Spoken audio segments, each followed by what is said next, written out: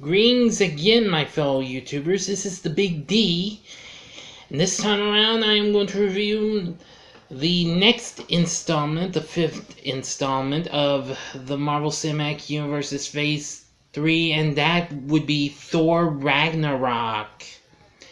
Now, I gotta say, when I saw this, I was in for a real treat. Yeah.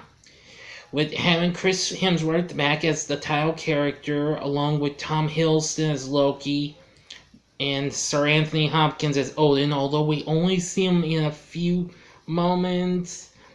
And we also have a cameo by Benedict Cumberbatch as Doctor Strange. We have Mark Ruffalo appearing as the Hulk and Dr. Banner, after we didn't see him in Thor in Captain America Civil War from the previous year. But anyway, we got some really cool characters. We had Jeff Goldblum as the Grandmaster, Tessa Thompson as Valkyrie, whom will actually be seen return in Avengers Endgame, which is not too far away. Hope everybody's ready for it, I know I am. We also had Carl Urban. You might remember him from, well, underrated recents like Doom and, let's see, Dread. And, of course, the J.J. Abrams Star Trek movies where he plays Dr. McCoy. And, of course, Kate Blanchett, who played the main antagonist, Hela. Yeah, believe me, that was a good choice of villainess. I really loved her performance, and I also liked her performance in last year's Ocean's 8, which that was a good movie. Don't know if I'll review it, but I loved that movie though. But back to Thor Ragnarok. This, however, kind of really took a bit of a turn than the other ones. This was a big redemption over the Dark World. Now, I love this much more than the first one. Believe me, we're just like Captain America, the Winter Soldier. We're about almost 5 minutes into this, and it already starts to get epic and intense. Once Thor breaks out his chains from this fiery pit, and soon a battle starts, and they start playing Led Zeppelin's Immigrant Song. Which, yes, I'm a Zeppelin fan. Stairway to Heaven, gotta love that song. Okay. But anyway, the fun really begins once he's defeated the ruler of this fiery pit of a underworld. Thor manages to try to get back, but Heimdall's nowhere to be seen, which that's once again played by Idris Elba. So now this character named Scourge, that's Carl Urban, is now running the gateway to the Bifrost. And apparently Thor's back, kind of not too thrilled to not see Heimdall. And then he comes to see there's a silly play going on about him. And then soon we get to see Hela, and then Thor once again will have to re-team with his brother, the god of evil or mischief, whichever one you want to refer to him by, Loki.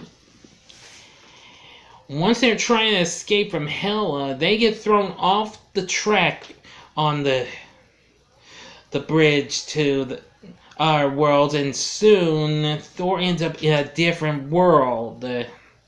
Loki and Loki as well, but we don't see him until a little bit later. And Thor manages to get out of a situation. He was in some sort of a futuristic type world. Some of you would have seen from Guardians of the Galaxy, and there he meets several people, including the Grand Master and Valkyrie.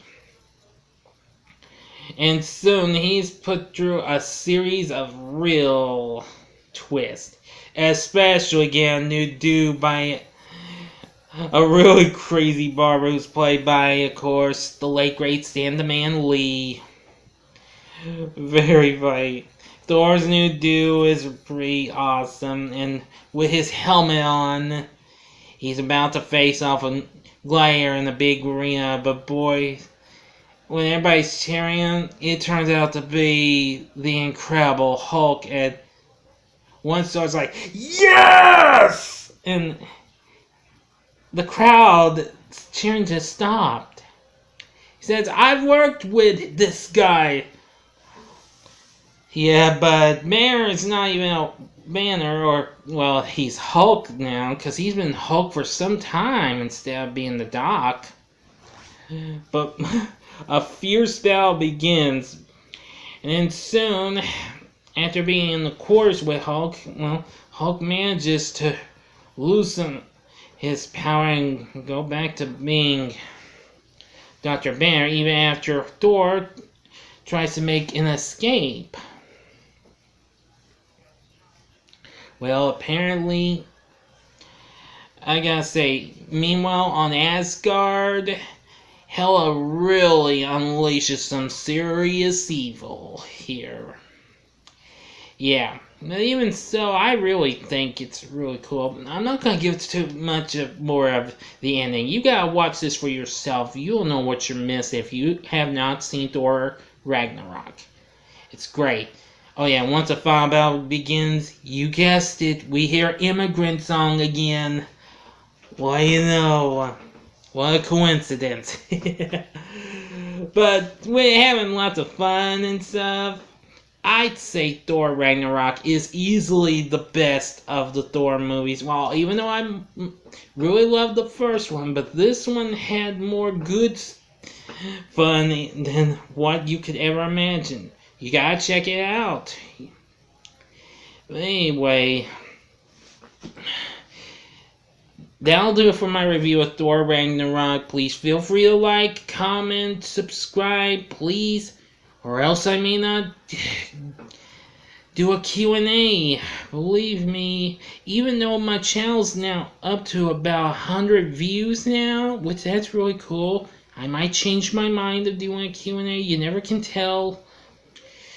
But in the meantime, stay tuned, because tomorrow I will be bringing you 3 more reviews the day before Avengers Endgame. The next 3 movies from last year, which will be Black Panther, Avengers Infinity War, and Ant-Man and the Wasp.